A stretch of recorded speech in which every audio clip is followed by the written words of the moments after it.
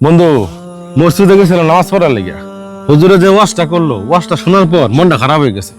হুজুরে কইতাছে জাগর লগে কুরবানি দিমু, তাগর ইনকাম যদি হালাল না হয় তাহলে আমার কুরবানি হইতো না। হ্যাঁ, এই অবস্থা আমিও শুনছি। হুজুরে তো ঠিক কথাই কইছে। তুই এই কোরবানিতে কাগর লগে শেয়ার হইছস। আব্বা তো শেয়ার হয়ে গেছে সুৎখুর মতিন আছে না, সুৎখুর মতিন। তারপর যে খুরশেদ আছে না, তারপর হলো আলম, নির্বাচন খেলে দুইবার। তারপর হলো মুফাজ্জল মোহরি। হ, বুঝছি।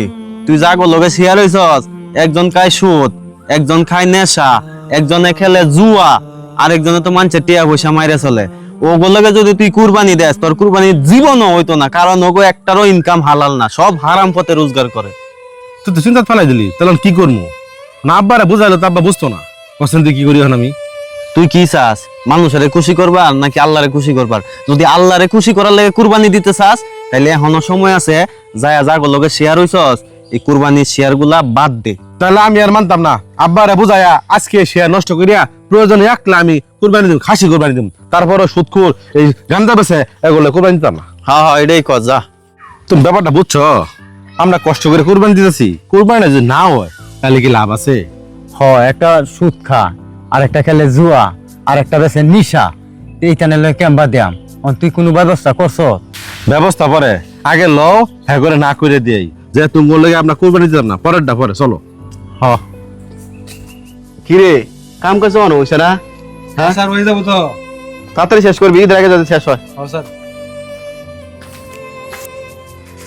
স্যার আতিক ফোন তোর লাগে এবার কুরবানি দিতাম না। কে লেগে? আমি কি করছি? আমার কি অপরাধ তুমি আমার কুরবানি দিতা না চাচা? তোর অপরাধ কিছু না, একটু আনে দোষ আছে। এটা কি জানাস? এটা হলো তুই সুদ খাস। সুদ করলে এখন কুরবানি দিতাম না আমি। হ্যাঁ, কি করলেন আপনি? আমার স্যার সুদ খা। আপনি জানেন আমার স্যারের যে কয়টা বাড়ি আছে? সুদখোরের বাড়িতে আমরা কি করবো? হ্যাঁ লোকে আমরা কুরবানি দিতাম না, এটাই কথা সত্য। জানাই দেওয়া উচিত, জানাই দিলাম, শেষ। কি তোর অত বড় সাহস?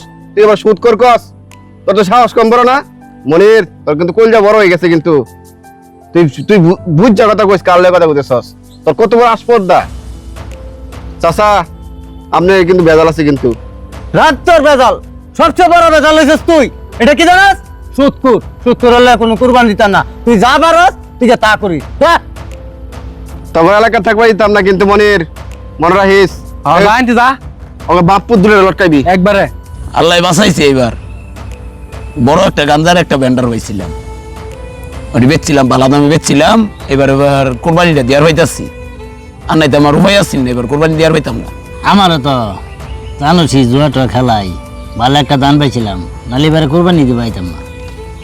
দানটা যদি এবারে না পাইতাম তাহলে এবারে কোরবানি দিতে ওই যে ধর আব্বা, দুই শয়তানের সাথে আছে, দানটা পাইছি। চলো না করে দিই।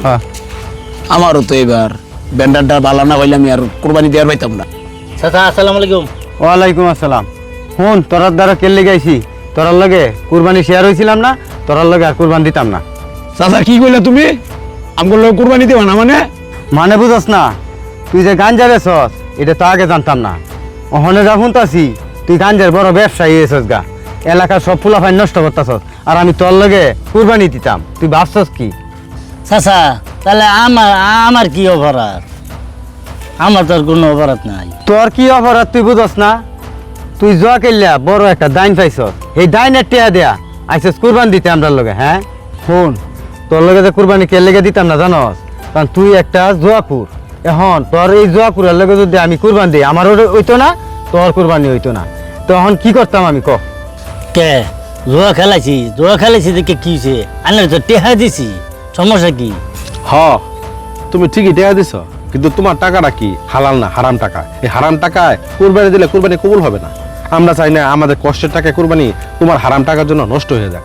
সেজন্য তোমাদের দুইজনের সাথে কারোর সাথে আমরা কুরবানি দিব না। কথা বুঝতে পারছো ভাই?